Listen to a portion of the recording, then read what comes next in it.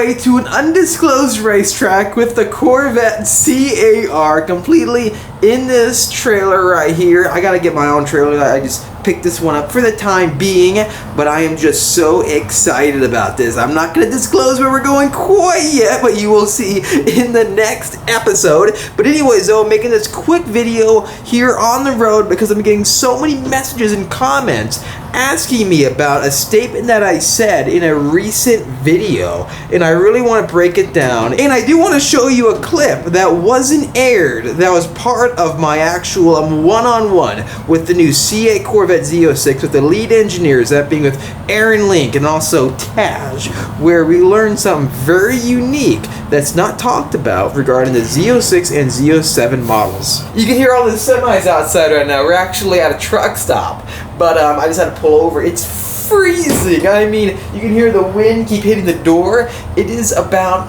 it said like 40 degrees on the truck where it shows like the temperature outside. Insane. I'm a Californian, you know. It's been very warm, very nice weather for the time being, but I am just freezing my way to the racetrack, and it's actually like 1 a.m. and the track day starts at like 7, and I have like 4 hours more to go. So it's gonna be like another race before the race. We always do that across the country. I don't know why. But anyways, though, I want to break this down. Now, in the last video of me taking this car to FSCLA, awesome race shop, we were getting this car completely track prepped for the camber alignment and so forth, right? The mechanical side of things. But I made a statement talking about how the Z07 Corvette is actually significantly faster, not just on the racetrack, but also down the drag strip. If you're not familiar with this, the Z07 and the Z06 are two completely different packages, versions of this new Z model Corvette. And the Z06 is the standard one that you actually get, and then the Z07 is the one with like all the extra track goodies, like the huge raised rear wing in the back, the spoiler, but also the dive planes up front and all the extra carbon ground effects for the aerodynamics, and then add in like carbon fiber wheels and Cup 2R tires. It is just much more track and just race focused, if that makes any sense. The car, what's interesting about it is that, again, it's not just faster at the racetrack. I found out from the lead engineers it's about like 2 to 3 seconds faster at a given racetrack compared to the non-Z07, but also it's faster down the drag strip. So the numbers you see right now aren't actually regarding the standard Z06 Corvette. I'm going to stop talking. I'm going to play this clip right here of me talking with Tadge, the executive chief engineer for Corvette, and you can hear straight from him the statement. That's why I'm sharing with all of you, because it's like forums exploding about this. I want to share with you the actual factual side of things, because even though I may say something, people want to see the credibility of the engineer saying it too. So here's the clip. And right next to us, we also have Tadge, the executive chief engineer, right? That's your role? Yes, that is absolutely unreal. So this entire time having the Stingray out in the back of your head, you knew you have this unbelievable exotic-like variant in the works, right? Yes, and we couldn't say anything about it. You couldn't say anything. So today, you guys finally, you know, dropped the bombshell, and I cannot wait to see everyone's reactions online. And any ETA on when like some of the extra performance figures will come out, that being lap times and so forth. And if there's no answer to that, no worries at all. It's just a question that you would have gotten already 0 to 60 and 0 to 2.6. We can say 2.7 for the base car, right? Yeah. Okay. In the video, we just happened to catch the, you know, Z07 package. That's the quicker one, just because of the traction of the tires. The transmission has the same ratios. And you know what? Let's get back inside the car, shall we? I've got it like leveraged right here because of the wind. And here we've got the car, the truck. You can see almost all the stars in the sky, right?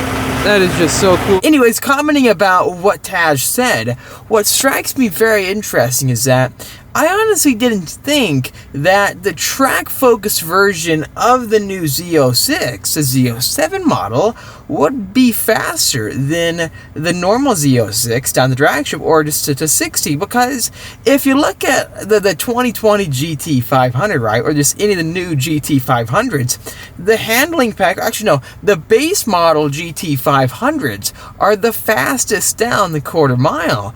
And it's really interesting because I own the handling pack GT500, and then also the track pack. Up, the lights are turning all on. Anyways, with my handling pack GT500, we set the 10.6 second quarter-mile record after, I think, 2 days of owning the car. We were the first to take delivery of it. It was actually on Black Friday, so I'm filming this on Black Friday, and that's, so 2 years ago, I picked up that car, and it was such an amazing vehicle. I love that car, the black on black 2020 GT500. Now, I bought that car in Michigan. I drove all the way down to Texas, and across the country, I just roll up to a drag strip, and I take the car on the drag strip, and next thing you know, 10.6 seconds. The record right there, just like that, with the first delivered 2020 GT500. Anyways, though, after about, I think like 10 months, I got my track pack, and I thought the track pack would be even better launching,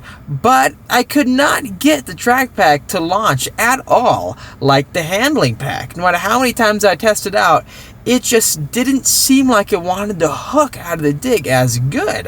And I always kind of concluded that maybe it's just the Cup 2s, since they're so track focused, the grip with them, you need to get them really warm. And even with that being said, they don't have enough of the design focus on the dig and also normal street environments. They're made for smooth and dry racetracks. But anyways, though, back to the point. Even Ford literally says, if you want the drag racing GT500, you buy the base model or the handling pack. And the handling pack, if you don't know, essentially is the standard base model GT500. It comes with a gurney flap in the back, then also a front splitter wickers, which are like dive planes that you can put on and take off. It's essentially the same car, but with the carbon fiber wheels and also the crazy GT4 carbon fiber huge rear spoiler in the back and all the extra aero, the track pack just didn't accelerate as fast out of the dig for launching and then down the quarter mile.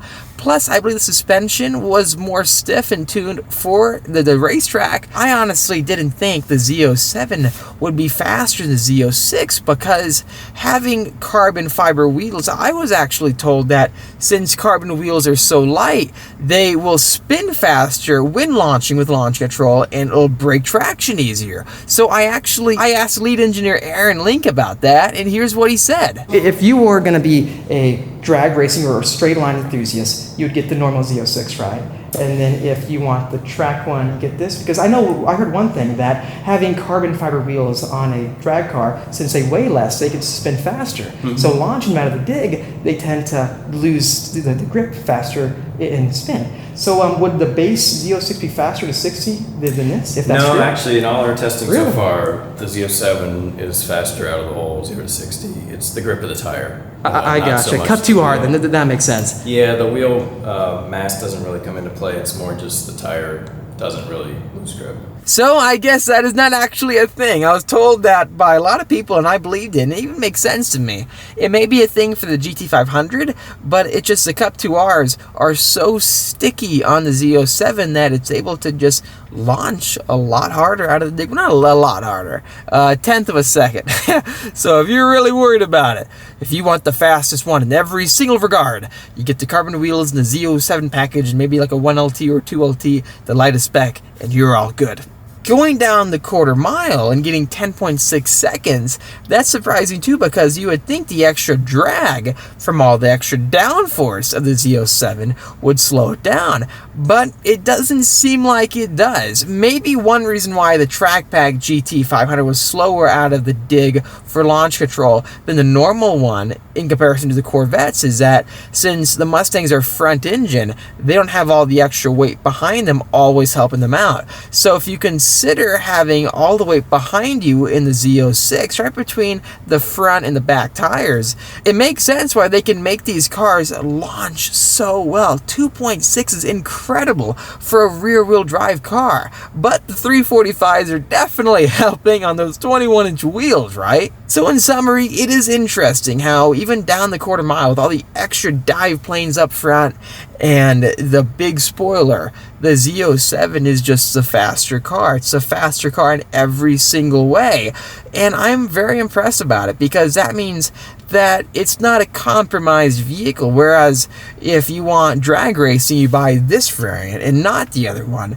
This car, the new Z06 with the Z07 package, can do everything well. Same goes for the normal Z06. It feels good that they're not compromising like the performance of the vehicle to try to give you the best of one thing, but not particularly the best at everything. You want the jack of all trades. Anyways, let me know, what do you think about this in the comment section down below. I know it's not the biggest deal, but it does show you that the 2.6 second 0 to 60 you see online and the 10.6 quarter mile, it looks like, is with the most decked out track focus version with carbon wheels. I wonder what the normal Z06 does down the quarter mile. Anyways, thanks for watching this video. If you liked it, make sure to hit that like button to help me out. Also subscribe for much great content coming out your way. Stay tuned for the latest video with the C8R on the racetrack. I'll see all of you again in the latest episode.